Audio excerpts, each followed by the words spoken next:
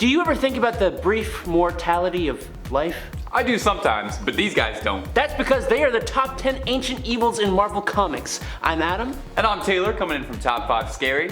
But you're watching Top 10 Nerd, so let's jump right on in. Let us know in the comments, what is your favorite apocalyptic scenario in comic books? Number 10, Mistress Death. To call this character evil is a bit of a miscommunication. She is just a law of the universe, a force of nature, a cosmic being carrying out her duty. But to many people, she is an evil entity because, losing a loved one is one of the most emotionally painful things we can go through. No matter if you see her as evil or just doing her job, she has been around since the creation of the universe, so there is no doubt that she is ancient. So I'm keeping her here at the top of the list because she isn't entirely evil and has comforted and even saved a few people on a few occasions, but still brings the end of the line. She keeps balance in the universe, taking away life while other cosmic entities give it. Also, she's a big part of the reason Thanos has done all the horrible things he's done in Marvel Comics, so there's that as well to make her seem a bit more evil. Coming up on the 9th spot is Knull. That's with a K. And this fella is bad news. He's an eldritch entity, the god of darkness, ruler of the void, and oh yeah, homeboy created the symbiotes. Any evil that's come from the many symbiotes can all be traced back to Knull,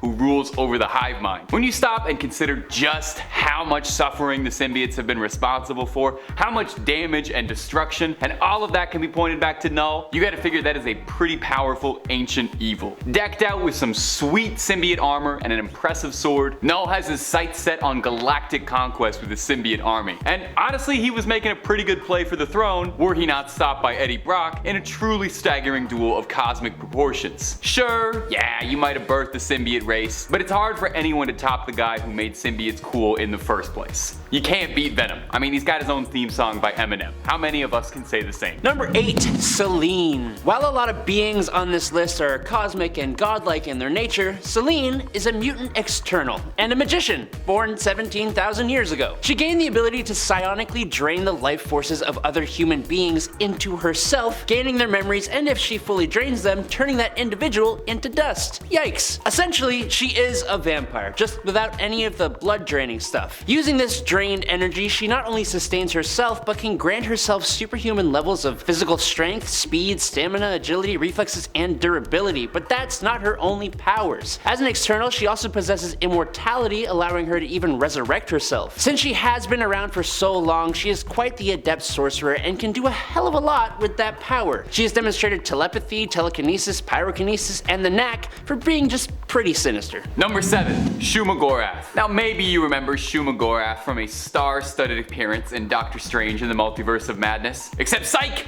Due to a licensing issue, that was actually Gargantos. But it was supposed to be Shumah-Gorath, so you were right to think that. Marvel's resident Lovecraftian god, who's lived for millions of years beyond the stars. Even older than the Marvel Universe itself. Quite literally, if you want to get a bit metatextual with it, since Shumah-Gorath began life as a villain for the Conan mythos, tying itself into the greater Cthulhu mythos with H.P. Lovecraft, who was a pretty good friend of Robert E. Howard back in the day. It's a pretty interesting backstory and makes sense since Shumah-Gorath is an all-powerful multi-dimensional entity. It only makes sense that it exists across the multiverse in ours as well. Shumah-Gorath is about as powerful as a Lovecraftian god can get, boasting all the usual feats: incredible strength, difficult to put down, all kinds of psychokinetic abilities that leads him into all sorts of clashes with everybody's favorite sorcerer, Doctor Strange. Number 6, the Black Winter. You know, Galactus almost made this list, but why choose him when you can choose a bigger version of him? Where Galactus consumes individual planets, the Black Winter devours entire realities. The Black Winter, the Star Plague, the Blight Storm, the Rot Blizzard, or the Fimbulwinter, for the Norse mythology people out there, was the one who brought the end of the 6th iteration of the universe, leaving only Galen of the planet Ta, and that's the guy who becomes Galactus. When the Black Winter arrives in the Marvel Universe in the latest run of Thor, Galactus turns an All-Father Thor, who possesses the Thor Force, into his Herald of Thunder, and it's awesome, granting him the power cosmic, and an attack from this Thor only stops the Black Winter for a total of 14 seconds. That's how powerful this multiversal entity is. Luckily though, at this time, the Black Winter isn't here to destroy the universe, he is just here for his herald, Galactus. Luckily, Thor turns Galactus into a massive power cosmic explosion that destroys the Black Winter.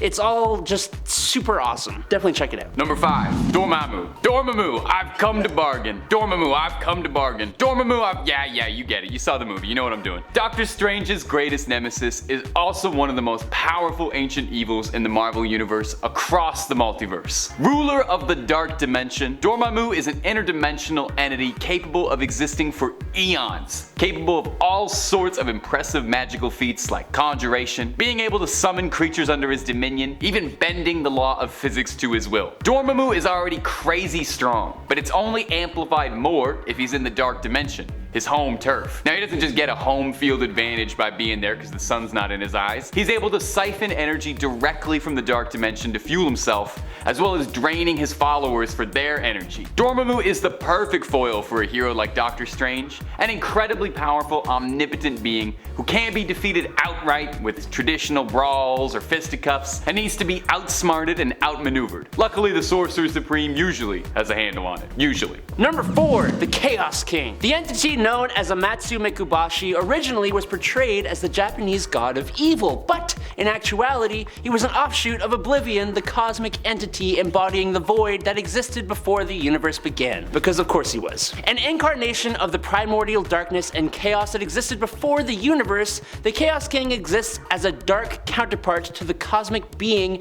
Eternity. That by itself makes Amatsu an incredibly powerful being on a cosmic level. In a mission to bring everything to chaos, he started waging war on all the gods of every pantheon in the universe, and he actually did defeat and take control of almost all of them. It took a combined effort of heroes plus Hercules, who was amped up to incredibly insane godlike levels, to take him down in the Chaos War storyline. Absolutely check it out if you haven't already, it's fantastic. Number 3, Mephisto. If you're not a big comics fan, maybe you recognize the name Mephisto from countless Reddit threads and headlines saying he'd be appearing in the next episode of WandaVision somewhere. Remember how convinced we all were? Simpler days. So just who is Mephisto actually? Well, basically for all intents and purposes, he's the Marvel Comics version of Satan. Where things get incredibly confusing is that he's not actually Satan, because that's a separate character in the Marvel Universe, but he's his own evil, powerful entity, and boy is he that. Mephisto is a long-standing evil responsible for a lot of some of the biggest suffering in the Marvel Universe. He captured Doctor Doom's mother's soul, he bonded Johnny Blaze to the Ghost Rider, and those are just some of his lesser feats. Mephisto is capable of full-scale reality alteration, like when he infamously changed the entire Marvel timeline to erase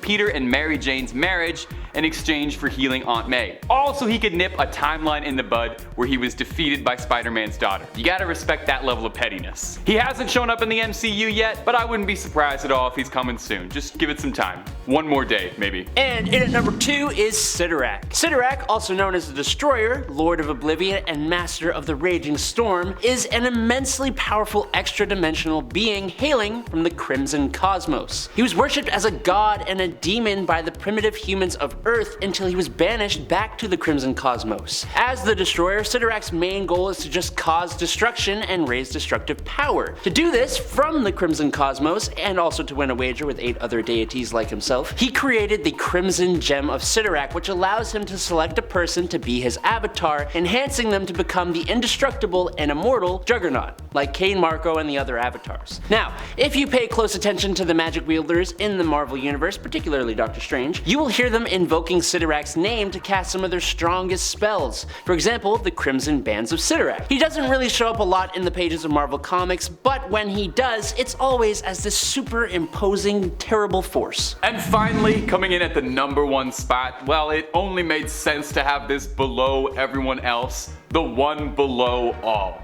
Yeah.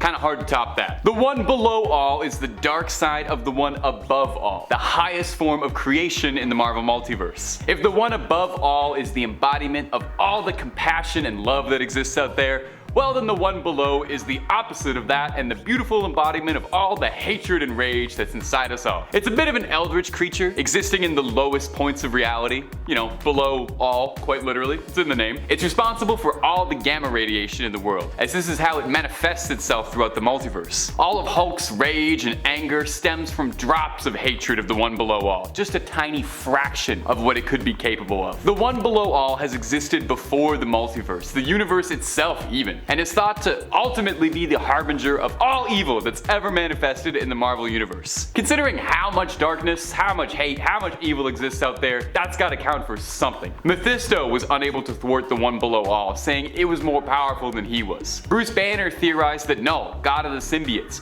was just another avatar of the one below all, meaning when it comes to ultimate evil, it's kinda hard to top something below it all. Looks like that's all the time we got. I'm Adam. I was Taylor, this is Top 10 Nerd. Peace out, nerds.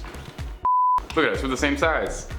Not actually, that one like that. It's all movie magic. Dormammu, right? Dormammu? Yeah. Dormammu. Include this 3 minutes of me just saying this into the camera.